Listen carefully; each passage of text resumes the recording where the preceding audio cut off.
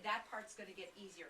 So, you got these tools the last time. I love this form because I'm able to take your instructional level sheet and I'm able to color code it by the kids that exceeded the expectations, those that met, those that approached, and those that were very low, okay?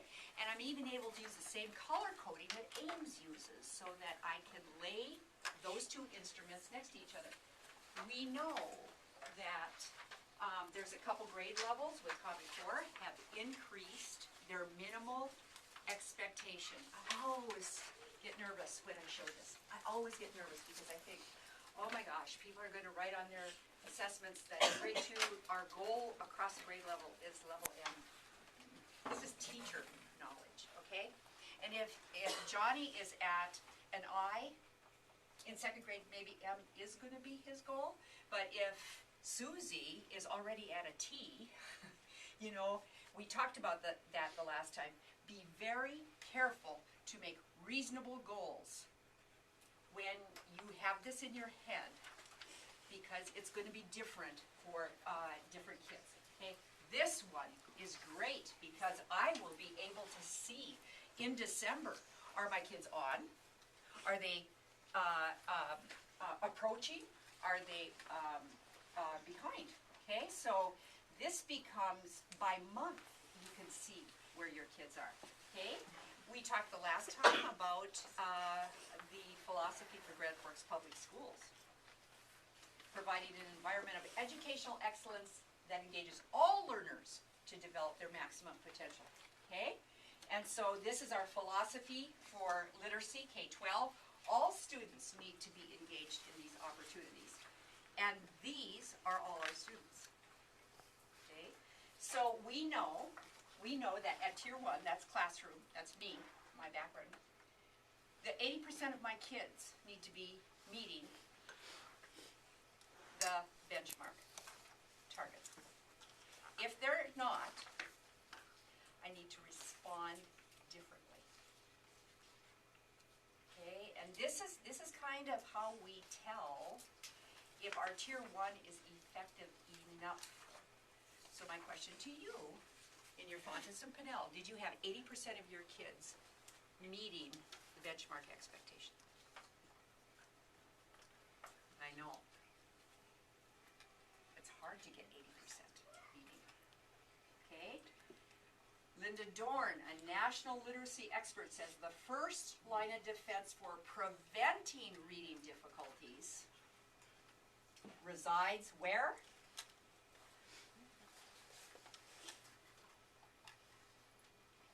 The first line of defense for preventing reading difficulties resides where?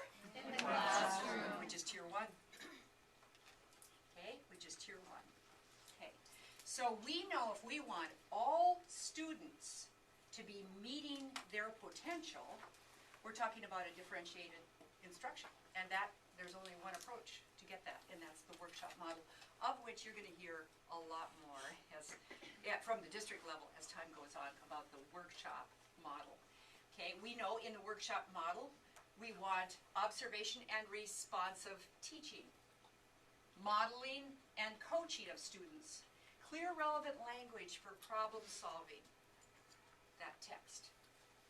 Adjustable and self-destructing scaffolds. So a scaffold is a support, and we only use it to help them at that time, and then we remove it as they do not need it. Okay, as they move up in proficiency. We know we need structured routines, which we hope are together. Assisted and independent writing, and lastly, the whole goal is that kids can transfer. Transfer their learning in our context to a new task, a new situation, okay? Some people call that the apprenticeship approach. And if you read Dorn's, that term, I learned it from Linda Dorn's work, okay? So, we know that in a differentiated workshop approach, basically, you're looking for 4 things. Guided demonstrations and think-alouds. This is like old hat to you guys because you just came out of college. Guided practice with teaching assistants. Independent practice with teacher conferences. Independent practice with peer conferences. And then lastly, language interactions that promote the deeper comprehension. Okay? Show me with your hand how well you see this in your instruction in your classroom. Very well, these 4 principles. In the middle, kind of just starting. Show me how you feel about the workshop in your classroom.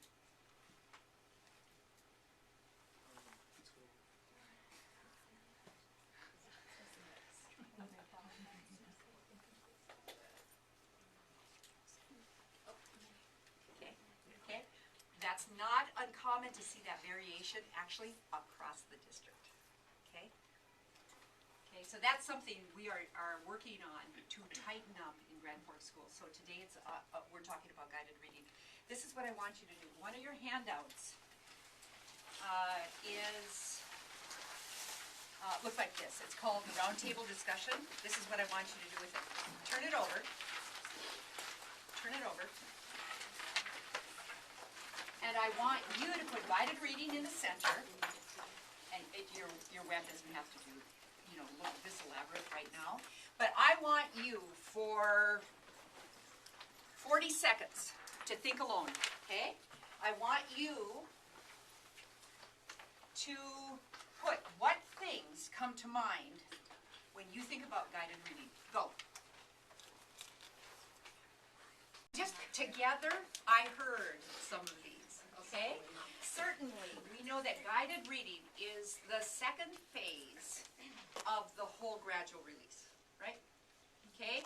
And while today we're going to really just focus in on guided reading, we have to remember it first starts with the focus lesson, where the teacher says the purpose, does the modeling of whatever that behavior, strategy, skill is, and then the teacher does it there, I do it, so that when I pull a group of like-leveled kids with my assistants, they can do it. Okay? And I do it, so we do it together so that when they move into the collaborative learning phase, they can do it themselves without me needing the group to be successful. And I can go around and guide different readers, kind of even conference, or have small group time while they're working collaboratively. They work collaboratively. They do it together so that eventually the student can do it by themselves. Okay? So this is like a waterfall, right? Okay? I have not always understood the gradual release was like a waterfall. Because honestly, there have been times that I did that DART model and I thought, no, you do it. You saw me do it. You know what I mean? Have you ever felt that way? Like I just did it. Yeah, that's actually called I do it, you do it alone. Yeah. So we now understand that doing this like a waterfall is going to help all children learn more deeply and ultimately be able to maximize their potential. Okay. Fisher and Frey say, in fact, because I see a lot of you have small group instruction. Yep. Guided reading is small group instruction. Okay?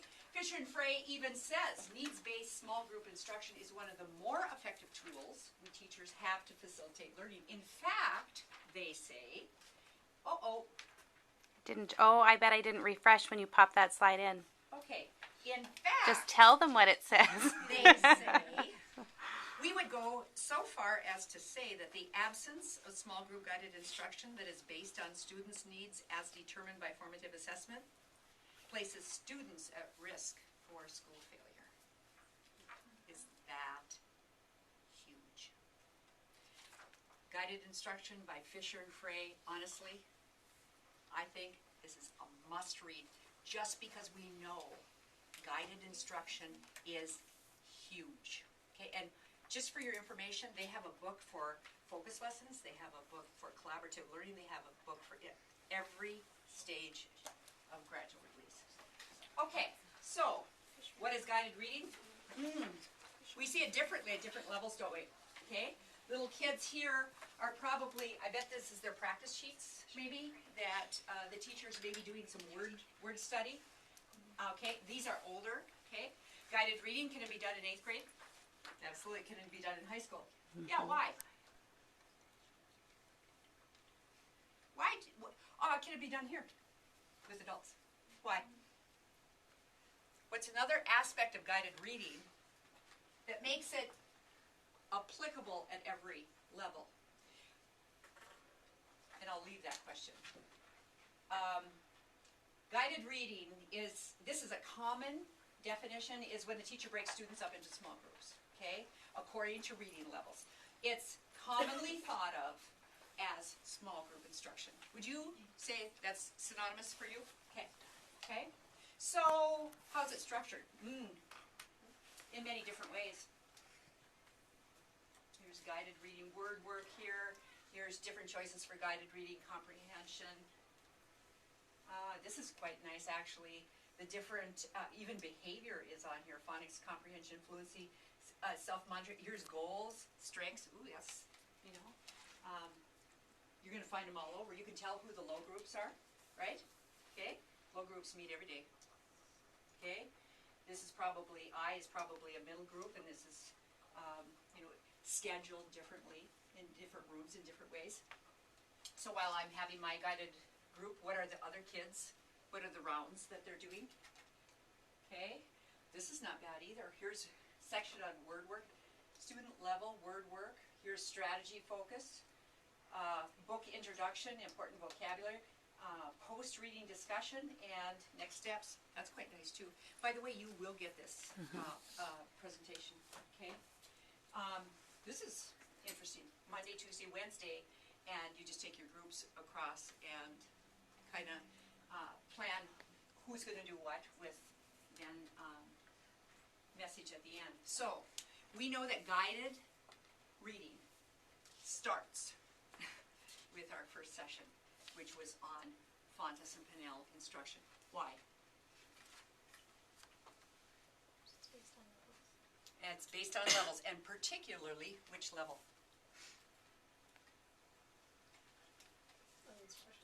That's why this is so critical, that you accurately find the instructional level. You want to know the independent level too, but that you accurately find that instructional level. Fontes and Pinnell say that using the instructional reading levels, your first step is to form temporary groups with like reading developments. Select a text at that designated level, thinking all the time about the strengths, needs, and background knowledge of your group, right? You're going to analyze that text for what opportunities to support students' successful engagement with meaning, language, and print. That's your running record. Are going to be in that text, and ultimately, it's your potential to use that text to help children expand what they know about good readers and what good readers do. So, we know that your instructional level is where it all starts. Fontes and Pinnell say also that guided reading is the teaching approach designed to help individual readers build an effective system for processing a variety of increasingly challenging texts over time, right? Here they are. So kids are going to enter at different places, but the goal is that they're going up this staircase, okay, in our guided reading. We know, these are going to be your groups, right? That part of kids increasing that difficulty is going to be addressed in your guided instruction, but the other part of kids moving up this ladder is, are they getting enough volume reading? We're reading about, in Lucy Calkins' Pathways to the Common Core, she was talking about goal setting and how, you might need 30 different books at level L, along with my instruction to pull you up to M, and you might need 17. But that's why watching kids, feeding them that volume so they get the practice where they can consolidate what you taught them, and get efficient and fluent at it will help them then move up, okay? You know, I'm not sure what your data looks like this year, but I've seen data where 40% of the kids made proficiency in Tier 1, 40%. This is huge to respond to those classrooms, those kind of kids. If you've got 80% that are already making it, you don't have as much worry. But we always have to be judging, looking at their performance. Are we responding to the students that we have in our classrooms and their needs? If your scores are low, then we have to think, what are the variety of ways? This is one of them. So, you know, guided reading, you're gonna need a lot of materials. Allie showed you at the very beginning of the year, there's your reader collection, your guided reading.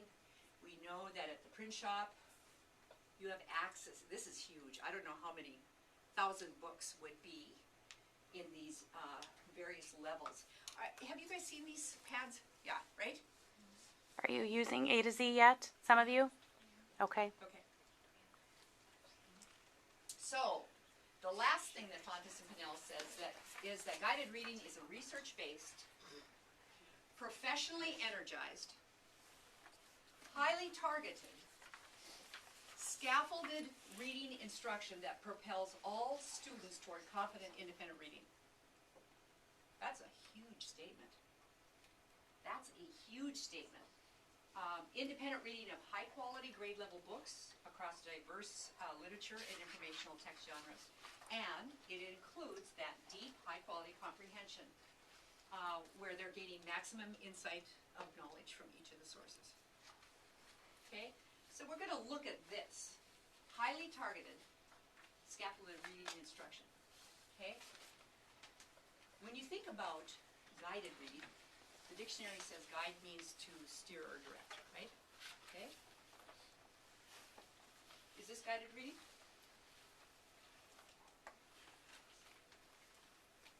Can the adult be steering or guiding? Here's small group. This we think of as guided reading. Oh, this is whole group, excuse me. In whole group, is the adult steering or guiding a course? And then lastly, we're most familiar with the steering and guiding in small group because we've got like kids there, okay? Fisher and Frey say that guided reading is showing the way for the learner but not doing it for them. They say that if you just tell kids, they don't learn. But if you guide or steer and then they put it together, that's when the learning occurs. And they call that scaffolding. You're guiding and steering to help them figure it out by the modeling that you provide, by the direct explanations, by the prompts that you provide and the cues to help them do the cognitive work. This statement was revolutionary to me.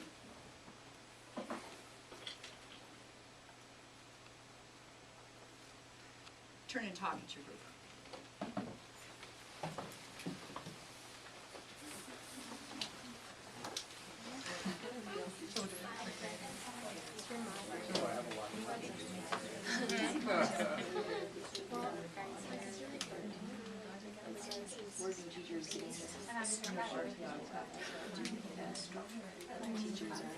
Does require a structure. Yeah. But the point that Fisher and Frey is making here is, whoa, it comes back to the teacher. I said it's kind of like a reality slap when you read that. Because it's not, like we were talking about here, it's not just going back and sitting there and like going through the motions, but it starts with the teacher. And I mean, it's a heavy burden. Honestly, you read the book and you realize it starts and ends with the teacher. When they say that the biggest factor for student success in your classroom is the capacity of the teacher, it's like, oh my gosh, now I get it. Now I get it. And now I get why, if I'm one-on-one, how I question you, prompt, model, explain, I'm doing guided reading. I do it to a small group, I do it to the whole class. Anytime there's a formative assessment that says, whoa, 80% of these kids are not inferring, I'm gonna be guiding that the next day whole group. So think about that. You know, this is a chart that I just found about characteristics of guided reading, individual conferences and strategy groups. Well, criminy, what would be the title, the main idea here? Guided reading. It's guided instruction in every one of these settings. This is huge. If you want to know where to put your attention to build yourself for greater effectiveness, it's in developing yourself, in your ability to listen to what that kid knows and what the kid doesn't know and what's going to be the next step. Those three things. Those three things are huge. So this is what we're going to do. I picked a 5th grade classroom to look at guided reading because almost all the time we look at primary things. So what I'm going to ask you to do actually is a close read, okay? You're going to do a close view, okay? Last year we did a whole bunch of PD work on close reading. And one of the things you do in close reading is you annotate the text. Well, you don't have text to annotate. So the best that I could come up with actually was note-taking. So you're going to, this is about the key ideas or the major points. So as this 5th grade teacher takes you through her guided reading, just jot down some of the phrases, the concepts that are her major points. Any key words or phrases that you don't know, okay? Put those in this column over here. Any questions that pop into your mind as you're watching this? And then lastly, what surprises? What made you pause? Like that quote made me pause when I read that. So, okay. Oops. And then the rest of the students are doing Reader's Workshop and independently practicing various skills. Can you help me out with that word? Which word? That word. Recognize. And so it just feels for me like a really nice time to meet like all the needs of my students. Guided reading, generally that starts with a reading mini lesson. And that could be on a reading strategy or skill, and it also could be on like teaching a workstation. So for today it was teaching, the fluency workstation. Why is fluency? Let's pull together, because I'm really trying to honor the clock here. I'm not so worried about did you get the key ideas or words and phrases. But what are some of the questions? I'm more interested in your questions and your reactions. What are some of the questions that came up? Yes? So I'm just wondering what she does when it doesn't go smoothly, because I know that, like, I think of my class and like how they can't help but interrupt me, So like, what does she do in that situation? Because she doesn't elaborate on that. She says they know their expectations, but I guarantee things come up. What grade are you again? Good. You're at? Ben Franklin. Yeah, okay, yes, Shane, that's right. Yep. What you know from Daily 5, or what you know from your own background, what might you guess she does? Well, I think she talked about it. She doesn't even pull kids, or she doesn't even work with her kids until they have proven that they can individually do it. So she must literally practice over and over and over until they realize, they can't be going to her, and then she starts pulling kids. I have to question that she didn't have 6 groups in the beginning. I don't know, she never said how many groups she had. But, to start small, Right. where, and that routines and procedures wouldn't be just in the guided, in the language arts, it would be, do they have it right across the board? That ability. But I know when I was in 3rd grade, I would just start, I'd do a mini lesson and I would just start with one group while people were doing independent things. And when that was successful and we could last, 25 minutes, then I'd add 2 groups. And I did it as a building, so that they weren't failing at the beginning. And then Right. you weren't working from punishing, you were working from, oh my gosh, you guys are so good. Do you think could we do 3? Could I do 3 groups? I mean, that's hard, you know how you, Right. I mean, that might be one way, yes. I know, like, Stina? my kids, like, in the beginning, when I set up my Daily 5, I have posters of all the expectations for each round. And when my kids come up and interrupt me, they're like, and then I just tell them, what are the expectations for your round right now? And they know them so well that I think a lot of the times they just forget what the expectations are. So they're, oh yeah, and then they But go then back even to what that they're doing. pausing to remind them is interrupting your sacred time, so I just like, I feel like there has to be some sort of leeway in there a little bit, or there has, I'm just trying to picture it. 'Cause I think when kids don't, One thing I saw online that I did while I was practicing was I have this like plastic base that I have on the floor like 2 feet from my desk, and it says wait here patiently, because if they have to bug you, they just stand there until I'm ready to help them. And also I had the buddies, so if somebody did come to the base, if I was still working and the buddies saw them standing there, they would just go try and help them instead of me agree. second. Any other suggestions? Any other questions? That's a really good one. That's a really good one. Should we just keep going?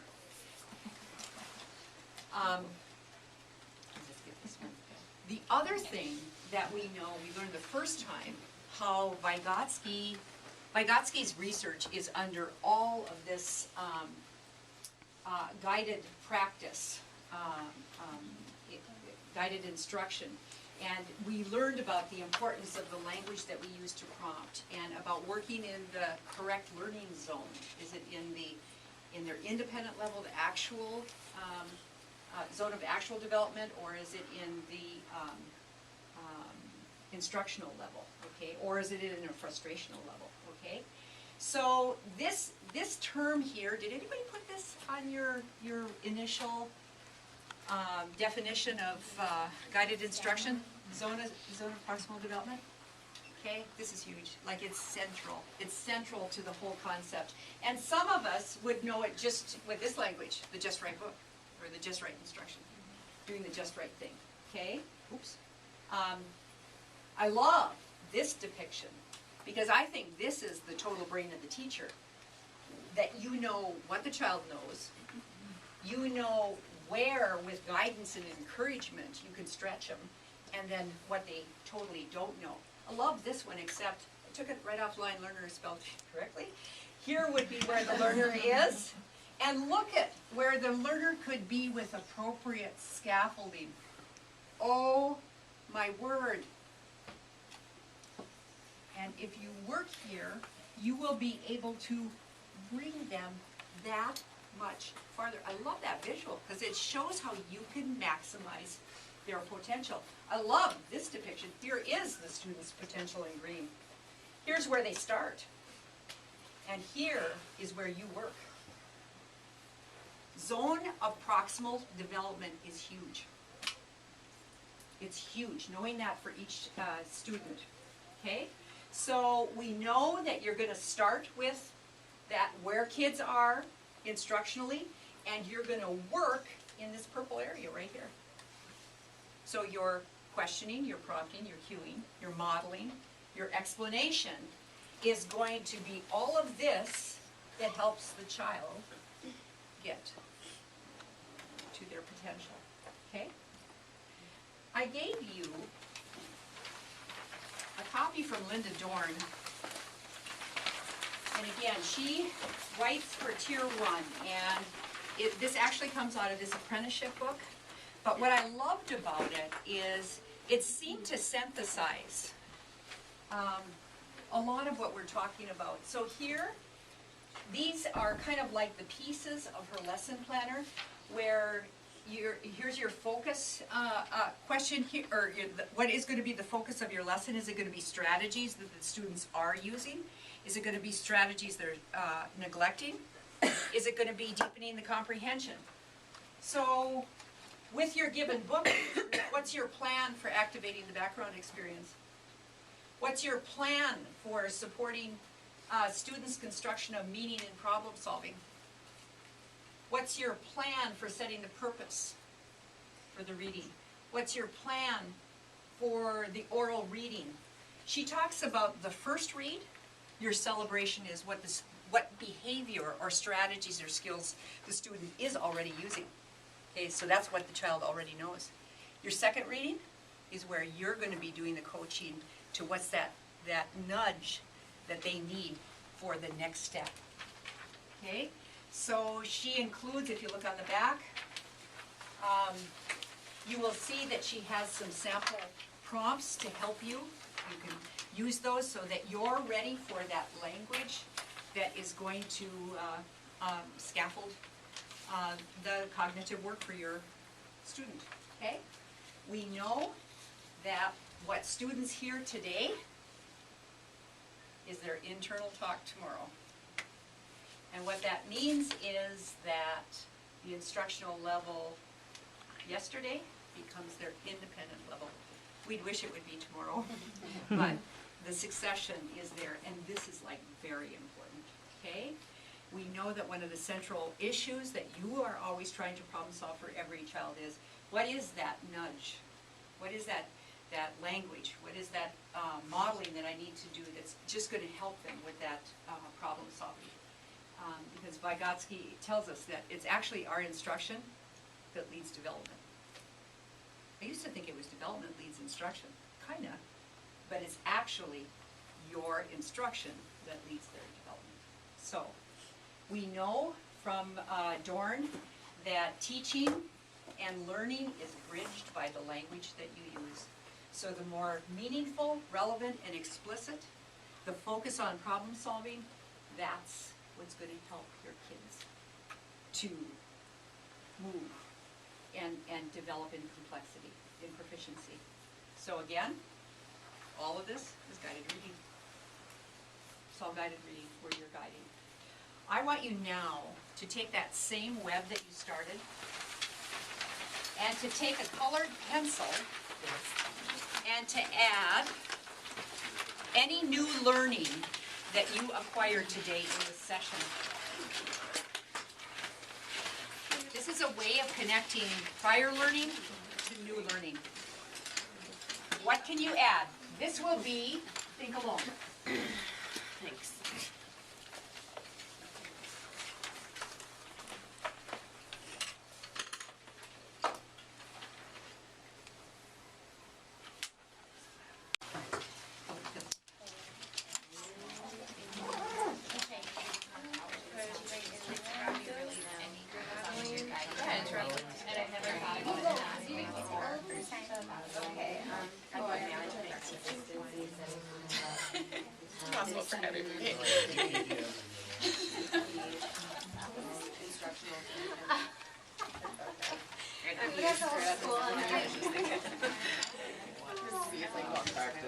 For our last task, I want you to get out your discussion roundtable. You notice there were 4 sections to this, and we used this actually to close read the beginning of that video. I could have used it actually for note-taking for the whole class period. Note-taking, I'm not sure if, I just learned that it's one of the ways that it increases your comprehension is if you have to take notes, okay? The reason there's a diamond in the middle is for your synthesis. So, of what we talked about in the video, of what we talked about in the presentation, you came in with prior knowledge about guided reading. What's your synthesis now? Before you knew this, but now you know what? Is there a general statement that you could write for your learning today, synthesizing the new learning that you looked at today here? Would you make that statement now? It could even be an evaluation. mine might be, this is bigger than what I thought it was.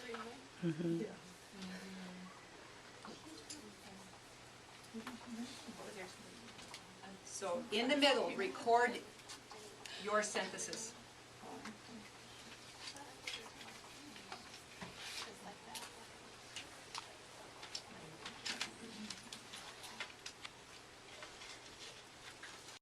Each, because I'm not gonna collect these, I would love to.